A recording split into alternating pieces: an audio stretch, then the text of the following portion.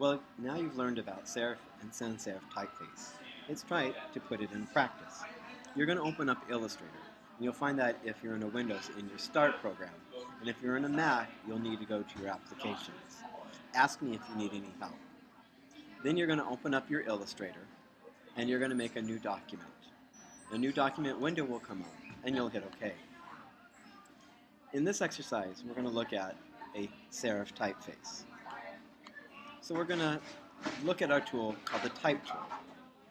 With the Type tool, you're just going to click. And I want you to write, I am a serif typeface. Notice that if I go to my select tool, I can move it around. Let's increase the size to 72 points and move it back onto your page. Next, let's add our architecture. We're going to do that by drawing a line. Let's go over to our line tool. Then in our colors, we want to have the stroke, and we want to select black. Now I'm going to drag, holding the Shift key for my baseline. I'm going to repeat that for my cap height. Next, I'm going to draw my X height. Now notice that my lines are a little bit off. So we can go to our Select tool, click on our cap height, and just move it up using your keypad and the arrow up. Next, I'm going to go to my X height, and I'm going to move up my X height. Now, if I look at this, I notice that it's not a serif typeface. The default in Illustrator is Mirrored Pro. So we need to find a serif typeface. One that I think is on all of your computers is, as I go up to my typefaces where it says Mirrored Pro, I'm going to click on the arrow to give me a list of my typefaces. And I want to look for, as I'm going through, Adobe Garamond. Now, notice that the X height has changed, so we need to readjust.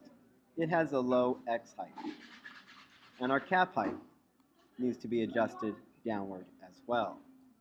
The last line that I need is my baseline, and I'm going to move that up for my baseline. I am a serif typeface. Now, let's repeat that with our sans serif typeface. So we're going to type again, I am a sans serif type. Notice that has gone off the page. That means we need to reduce our size. So let's go to 48, a little small. Let's go up to serif typeface. And we'll go to that default Mirrored Pro. We'll move it over. Still, it's a little big, so let's go on down to 48. Move it to the bottom of your page, and repeat with your type architecture. Notice that I do have to check my stroke here to make sure that my line will be coming out in black. I'm going to repeat that for my cap height, my X height. Now let's adjust them.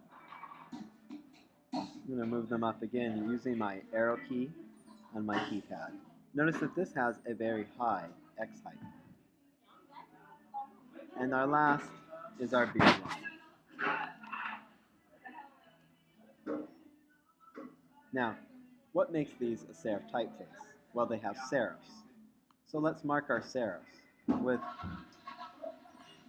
a ellipse tool. So I'm going to go over to my shapes tool. I'm going to click and hold the mouse down, and I'm going to go to my ellipse tool. Now I'm going to zoom in, going Control plus. Using the hand and the space bar, I just want to select all of the serifs that I see.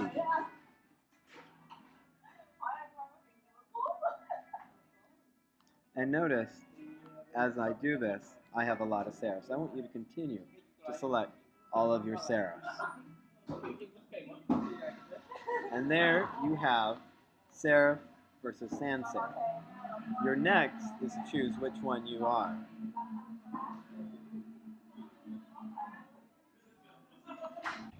Notice down at the bottom with your sans serif typefaces that there are no tails at the end of any of the letters.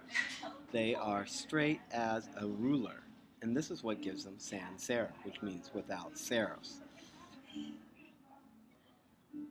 Now that you can see the difference, it is your turn to choose which one are you.